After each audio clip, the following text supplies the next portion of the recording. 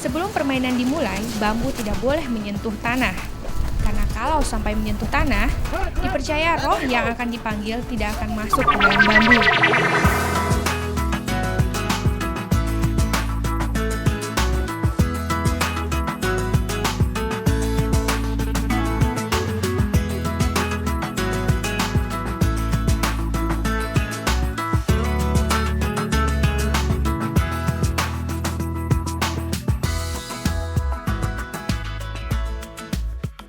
Sepintas tak ada yang istimewa dari bambu ini. Namun siapa sangka bambu ini nantinya bisa bergerak-gerak liar dengan sendirinya. Ya, inilah permainan khas Ternate yang disebut bambu gila atau Barama Swen. Bambu yang menjadi inti permainan harus dicat berwarna. Ini masih ditambah ikatan benang merah di ujung bambu untuk menambah kekuatan mistiknya. Sebelum permainan dimulai, bambu tidak boleh menyentuh tanah.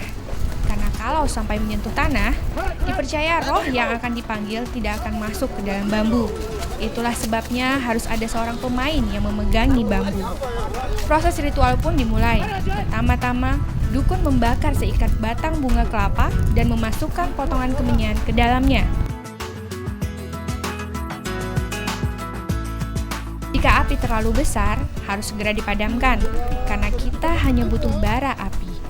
Kemudian sang dukun pun mendatangi bambu yang telah dipegang oleh sedikitnya 5 pemain. Pada saat ada sendirian, jadi kalau ada menghadapi musuh begitu, peperangan begitu, baru bisa pakai barang-barang begini, barang musuh ini.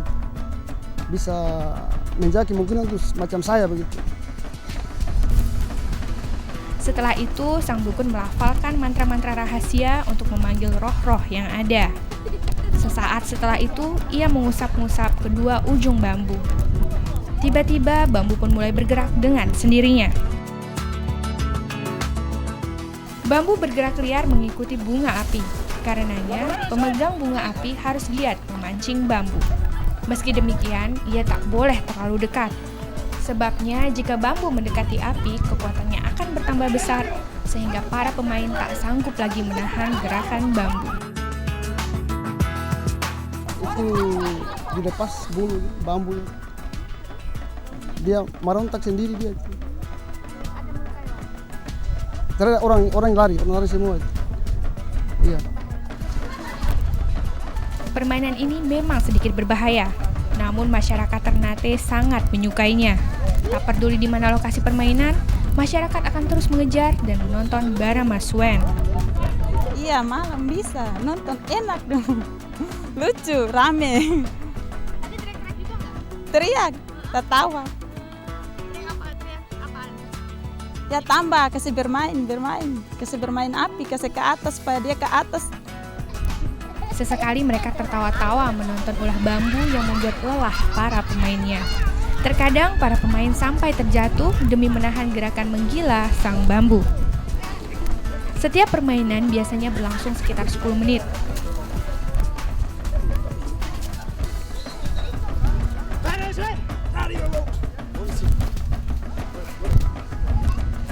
Jika sudah selesai, maka sang dukun mengusap kembali kedua ujung bambu dan memadamkan bara api.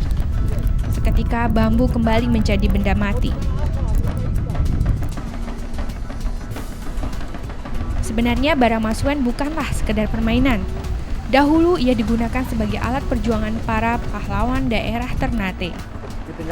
Pada saat ada sendirian, jadi kalau ada menghadapi musuh begitu, peperangan begitu, baru bisa pakai barang-barang begini, barang musuh ini. Bisa menjadi kemungkinan itu macam saya begitu. Ya.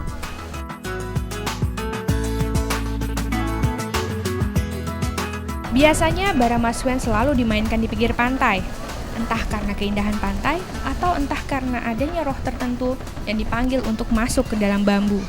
Yang pasti Barama Swen hingga sekarang masih dimainkan dan dicintai rakyat Ternate.